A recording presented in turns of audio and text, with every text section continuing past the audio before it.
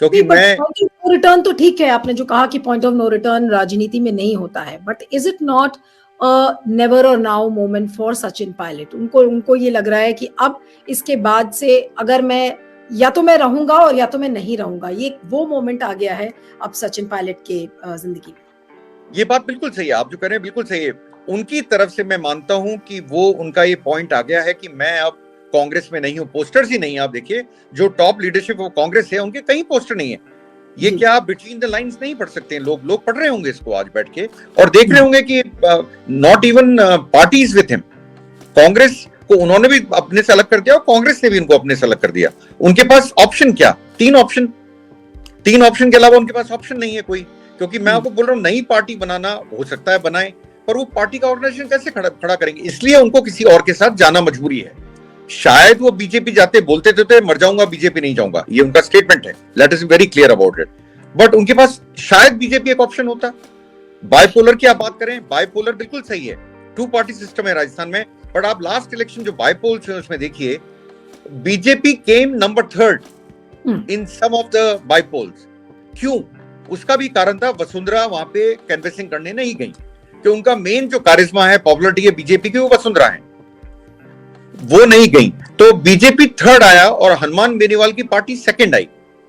जबकि हनुमान बेनीवाल एक डिस्ट्रिक्ट को रिप्रेजेंट करते हैं और एक कम्युनिटी को रिप्रेजेंट करते हैं जो कि नागौर है और जाट है।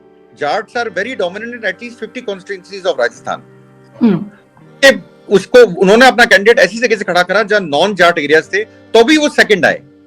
तो his choice has been better than BJP in selecting candidates, it seems. लेकिन जो गुर्जरों की जो राजनीति है, गुर्जर नेता है, गुर्जर जाट पॉलिटिक्स जिस तरीके से, वो कैसे अब इवॉल्व करेगी? अगर ये थर्ड फ्रंट बनाते हैं सचिन पायलट या फिर कोई और विकल्प वो अपने लिए तलाशते हैं, तो गुर्जरों की राजनीति का अल्टीमेट अंजाम अब क्या होगा राजस्थान में? मैं आपको मैम एक चीज याद दिलाना चाहूंगा कि गुर्जर एजिटेशन जब हुआ था राजस्थान में, उस टाइम एक लीडरशिप उभर के आई थी और सबसे प्रोमिनेंट नेम था कर्नल किरोड़ सिंह बैंसला, जिसने ये सारा का सारा करा था। उनकी डेथ हो गई। सचिन पायलट उनके आसपास, सॉरी आई लॉस्ट यू, उनके आसपास भी आते हैं। अगर आप देखें तो मेरे को जो अभी मेरे सोर्सेस कह रहे हैं, बड़ा इट इज क्वाइट, मैं मतलब डिस्क्लोज कर रहा हूं, बहुत क्लोज सोर्स। जी, आपकी आवाज कट रही है अनिल जी। देखिए तो किरोड़ सिंह बैंसला, हाँ, किरोड़ सिंह बैंसला की डेथ हो गई। उनका बेटा और बेटी यूज्ड टू बी IRS, वो शायद रिटायर हो गई हैं, होने वाली हैं। मुझे जो पता लगा है उनको कांग्रेस भी टच करी है और बीजेपी भी टच करी है। अब उनका डिसीजन है किस तरफ जाते हैं। तो पायलट को काटने के लिए और गुर्जर पॉलिटिक्स में आने के लिए वो दोनों का जो बहन भाइयों का रोल है वो बहुत मेजर रोल है। क्योंकि किरोड़ सिंह बैंसला की जितनी पॉपुलरिटी थी उतनी सचिन की गुर्जरों में उस लेवल तक नहीं है बिल्कुल है, मैं मानता हूं, बट उस लेवल तक नहीं है जितनी किरोड़ सिंह बैंसला की थी। तो उनकी डॉटर को लाके क्या कांग्रेस कोई नया खेल करेगी? Chances are very high. क्या बीजेपी भी कर सकती है? Chances are very high, because उनको दोनों तरफ से अब दिखेगा, क्योंकि अब ये अप्रोच करेंगे, आप मान के चलिए दोनों पार्टीज अप्रोच करेंगी उनको और चाहेंगी हमें ज्वाइन करें। तो गुर्जर वैसे अगर आप देखें तो इट शुड बी अबाउट 7% और 8% of population Rajasthan, and majority are concentrated in eastern Rajasthan, eastern belt of Rajasthan, that is Bharatpur, Dholpur, Sawai Madhopur, इन एरियाज में ज्यादा हैं। तो वहीं से कर्नल किरोड़ सिंह बैंसला आते थे। तो क्या इन्होंने इन पार्टीज ने, आप सोचते हैं, तैयारी नहीं करी होगी? फिर हम गलती पे हैं। तैयारी 100% पहले हो गई होगी।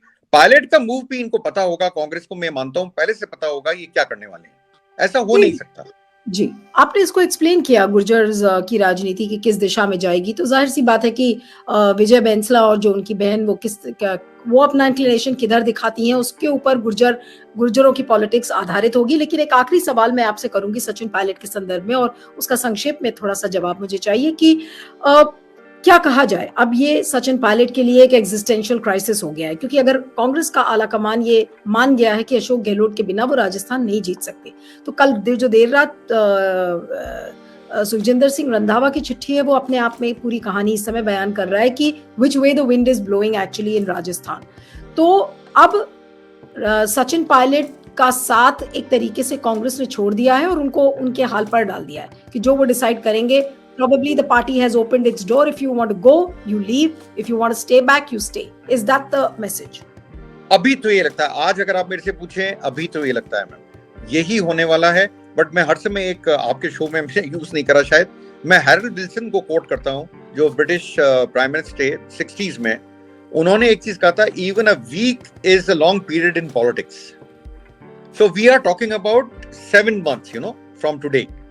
Even a week, even a day, I'll say, even a day in politics, you cannot, you cannot understand politics, or it's a very long period in politics, basically.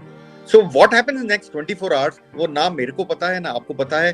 अंदर कुछ चल रही हो बात, आपस में फोन कॉल चल रहे हो, हम नहीं जानते। ये बात आपने सही बोली कि हमारे सोर्सेज भी कहते हैं रंधावा जी ने कल फोन करा, आज रंधावा जी को आना था, उन्होंने अपना प्रोग्राम कैंसिल कर दिया जी। और कैंसिल करके अब वो कब आएंगे ये भी डिसाइडेड नहीं। तो इसका मतलब है कांग्रेस तैयार है, you want to leave, you leave. Right. तो एक तरीके से कांग्रेस ने दरवाजे अपने खोल दिए हैं कि अगर सचिन पायलट को जाना है तो वो जा सकते हैं। अब ये सचिन पायलट के ऊपर है कि जब उनका अनशन खत्म होगा, वो जब बात करेंगे, क्या कुछ बात करेंगे, क्या डिसाइड उन्होंने किया है, वो अभी एक रहस्य है। Thank you so much Anil Sharma ji for joining on Q वाइव नेटवर्क। इस वीडियो को ज्यादा से ज्यादा शेयर करिएगा, फीडबैक दीजिएगा और बने रहिएगा मेरे साथ क्यू वाइव नेटवर्क पर। Thank you.